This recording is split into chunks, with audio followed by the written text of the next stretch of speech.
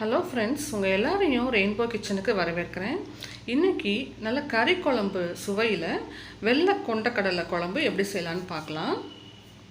நல்ல நான்வெஜ் டேஸ்ட்டில் இருக்கும். இப்போது இந்த கொண்டக்கடலையை ஓவர் நைட் ஊற வச்சு எடுத்துக்கோங்க. இந்த மாதிரி ஓவர் நைட் ஊற வச்சுட்டு அந்த ஊற வச்ச தண்ணியை வடிச்சிட்டு கொண்டக்கடலையை மட்டும் இப்போ ஒரு குக்கரில் சேர்த்துக்கலாம். அதுக்கு தேவையான அளவுக்கு உப்பு, அது மூழ்கிற அளவுக்கு ஒரு 2 டம்ளர் அளவுக்கு தண்ணி. இப்போ இதை சேர்த்துட்டு நம்ம குக்கரை க்ளோஸ் பண்ணி ஹை ஃப்ளேமில் ஒரு விசில் வந்ததுக்கப்புறம் சிம்மில் வச்சு ஒரு 3 விசில், மொத்தமாக ஒரு 4 விசில் விட்டு நம்ம எடுத்துக்கலாம். ஹை ஃப்ளேமில் ஒரு விசில் வந்ததுக்கப்புறம் சிம்மில் மாற்றி 3 விசில் வர வரைக்கும் வெயிட் பண்ணிவிட்டு ஆஃப் பண்ணிவிடுங்க. அதுக்கப்புறமா நம்ம ஸ்டீம் ரிலீஸ் ஆனோடனே ஓப்பன் பண்ணிக்கலாம். இப்போ இந்த கேப்பில் நம்ம இந்த குழம்புக்கு ஒரு மசாலா அரைச்சிக்கலாம். அதுக்கு ஒரு மிக்ஸி ஜாரில் மீடியம் சைஸில் ஒரு பெரிய வெங்காயம் ரஃப்பாக கட் பண்ணிவிட்டு சேர்த்துக்கோங்க. ஒரு 6லேருந்து 7 பல் பூண்டு, கொஞ்சமாக இந்த மாதிரி 4 பீஸ் சின்ன சின்ன பீஸாக 4 பீஸ் இஞ்சி, வாசனைக்கு ஒரு ஏலக்காய், 1/2 டீஸ்பூன் அளவுக்கு சீரகம், 1/2 டீஸ்பூன் அளவுக்கு சோம்பு. இப்போ இது எல்லாத்தையும் சேர்த்து தேவைப்பட்டால் கொஞ்சமாக தண்ணி சேர்த்து நல்லா ஒரு பேஸ்ட் மாதிரி இது மாதிரி ரெடி பண்ணிக்கோங்க. இந்த மாதிரி அரைச்சிட்டு செய்யும்போது நம்ம குழம்புடைய கன்சிஸ்டன்சி நல்லாயிருக்கும். இப்போது அதே மிக்ஸி ஜாரில் 2 நல்ல பழமான தக்காளியை ரஃப்பாக கட் பண்ணி சேர்த்து இதையுமே நல்ல பேஸ்ட்டாக இது மாதிரி அரைச்சி ரெடி பண்ணிக்கோங்க. இப்போ நம்மளுடைய கொண்டக்கடலை 4 விசில் நல்லா வெந்து ஸ்டீம்லாம் ரிலீஸ் ஆயிடுச்சு. இப்போ அதை ஓப்பன் பண்ணி பார்த்துக்கலாம். இப்போ பாருங்கள், நல்லா வெந்திருக்கும். வெந்திருக்கான்னு ஒரு தடவை செக் பண்ணிக்கோங்க.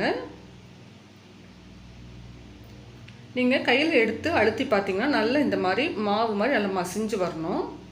அப்போ தான் குழம்பு டேஸ்ட் நல்லாயிருக்கும். இப்போ வாங்க நம்ம குழம்பு வச்சுக்கலாம். குழம்பு வைக்கிறதுக்கு இப்போ ஒரு குக்கர் ஹீட் பண்ணிவிட்டு அதில் ஒரு குழிக்கரண்டி அளவுக்கு குக்கிங் ஆயில் சேர்த்துக்கோங்க. ஆயில் ஹீட்டான பிறகு ஒரு சின்ன பீஸ் அளவுக்கு பிரியாணி இலை, பிரிஞ்சி இலை சேர்த்துக்கலாம். இப்போ இதில் டைரெக்டாக நம்ம அரைச்சி வச்சுருக்கோம் இல்லையா, வெங்காயம் விழுது, அதை சேர்த்துக்கோங்க. இதுக்கு வேறு சோம்பு, பட்டை, கிராம்பெல்லாம் போட்டு தாளிக்க வேண்டிய அவசியம் கிடையாது. டைரெக்டாக நீங்கள் இந்த வெங்காயம் விழுதை சேர்த்து வதக்கிக்கலாம். இதுலேயே நம்ம சோம்பு, ஏலக்காய் எல்லாமே போட்டிருக்கோம், சீரகம் எல்லாமே போட்டிருக்கோம். இப்போ இது ஒரு 2 நிமிஷம் போல் நல்லா வதக்கிக்கணும். இது வதங்கும் போது கொஞ்சமாக மஞ்சள் தூள் ஒரு 1/2 டீஸ்பூன் அளவுக்கு சேர்த்துக்கோங்க. மஞ்சள் தூள் சேர்த்துட்டு நல்லா வதக்கி விட்டுக்கோங்க. இந்த வெங்காயம் அதோடைய பச்சை வாசனைலாம் போய் நல்லா எண்ணெய் பிரிஞ்சு வர்ற வரைக்கும் ஒரு 2 நிமிஷத்துக்கு இடையில கலந்து விட்டு நல்லா வதக்கிக்கணும். அப்போ தான் குழம்புடைய டேஸ்ட் அட்டகாசமாக இருக்கும். இப்போ பாருங்கள், வெங்காயம் நல்லா இந்த அளவுக்கு வதங்கி எண்ணெய் பிரிஞ்சு வந்துருச்சு பாருங்கள். அந்த வெங்காயம், இஞ்சி, பூண்டு விழுது எல்லாமே இந்த அளவுக்கு எண்ணெய் பிரிஞ்சு வந்ததுக்கு அப்புறமா நம்ம தக்காளி அரைச்சி வச்சுருக்கோம் இல்லையா, அதை சேர்த்துக்கலாம். சேர்த்து நல்லா இதையும் வதக்கிக்கோங்க. இதுவுமே ஒரு 2 நிமிஷம் போல் நல்லா வதங்கி வரணும்.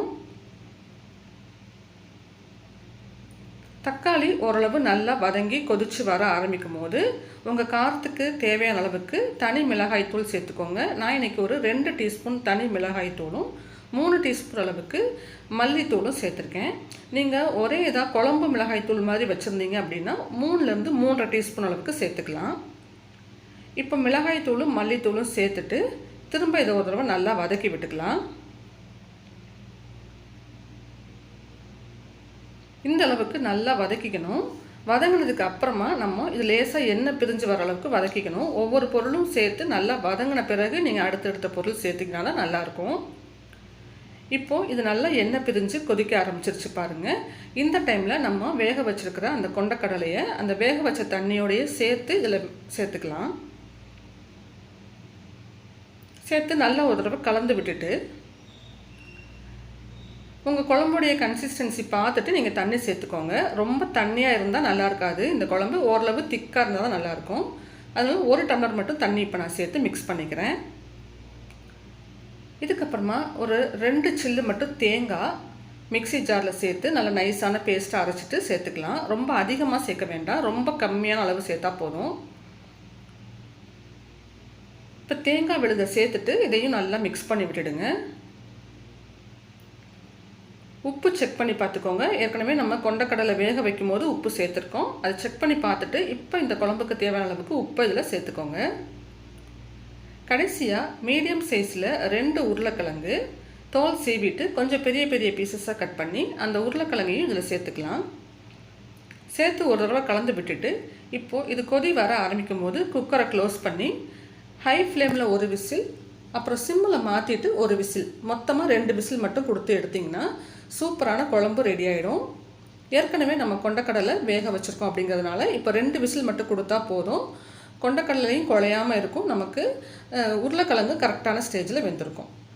இப்போ 2 விசில் கொடுத்து ஸ்டீமெல்லாம் தன்னால் ரிலீஸ் ஆன பிறகு இப்படி ஓப்பன் பண்ணி பார்த்தீங்க அப்படின்னா நல்லா வீடு முழுக்க நான்வெஜ் குழம்பு வச்ச மாதிரி சூப்பரான வாசனை வரும். பாருங்கள், இப்போ கிழங்கு உருளைக்கிழங்கு நம்மளுடைய கொண்டக்கடலை எல்லாமே நல்லா வெந்து சூப்பராக இந்த மாதிரி ரெடி ஆயிடுச்சு. டேஸ்டியான கொண்டக்கடலை குழம்பு இந்த மாதிரி நான்வெஜ் டேஸ்ட்டில் செஞ்சு பாருங்கள். இது ஒயிட் ரைஸ் கூட சாப்பிட்றதுக்கு நல்லாயிருக்கும். இட்லி, தோசை, சப்பாத்தி எல்லாத்துக்கூடையுமே இதை நீங்கள் சைட் டிஷ்ஷாக யூஸ் பண்ணலாம்.